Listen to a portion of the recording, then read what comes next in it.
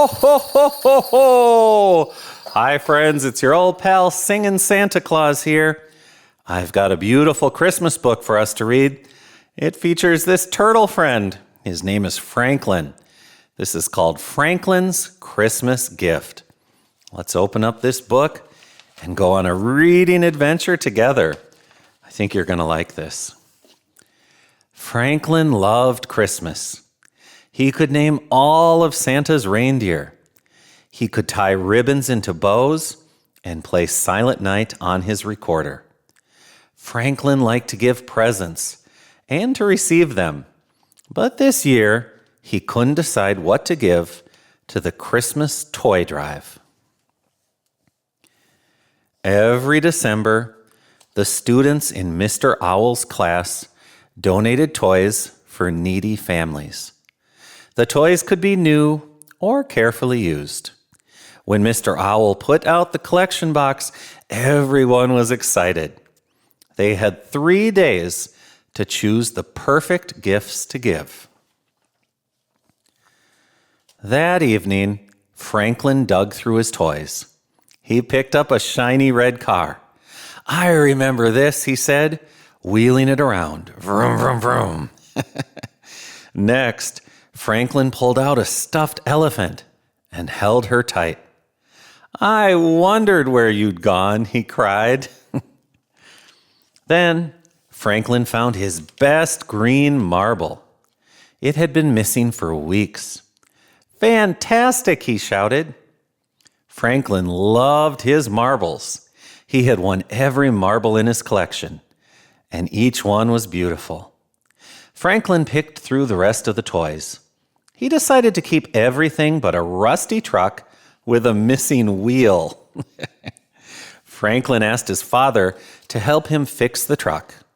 "We can try," said his father, "but it won't look new or even gently used. It's all I have. Everything else is too special to give away." "I'd like you to think about that," said Franklin's father. "Christmas is a time to be generous." The next day at school, Franklin asked his friends what they were giving. Beaver was donating her big book of questions and answers. "I already know all the answers," she boasted. "I'm giving a puzzle," said Bear. "I only did it once." Franklin frowned. "I'm giving a truck, I think." He had 2 days left to decide. But Franklin was too busy to think about the toy drive. He played the recorder in the school concert, made a card for Mr. Owl, and wrote a holiday story. "I'll pick a toy after school," he promised himself. When Franklin got home, there was a gift for him under the tree. It was from Great Aunt Harriet. Franklin was so excited that he forgot all about choosing a gift for the toy drive. Franklin squeezed the present and shook it. "No peeking," laughed his mother. "Do you know what it is?" asked Franklin eagerly. "It must be something special," his mother smiled. "Great Aunt Harriet always gives presents that mean something to you and to her." "Like last year," said Franklin. Great Aunt Harriet knew that he loved to put on plays, and she gave him 2 puppets that had been hers when she was little. It was one of Franklin's best presents ever. The next day at school, the collection box was brimming. "You've all been very generous," said Mr. Owl. "Do you know that your gift might be the only one somebody receives this holiday?" Franklin gulped. He never thought about that. He had to bring a present tomorrow. Franklin raced home after school and looked through his toys again. Somebody else might love Elephant, but she was worn from so much hugging. And Franklin wasn't sure that the red car went fast enough. Franklin was upset. At first, all of his toys had seemed too special to give away.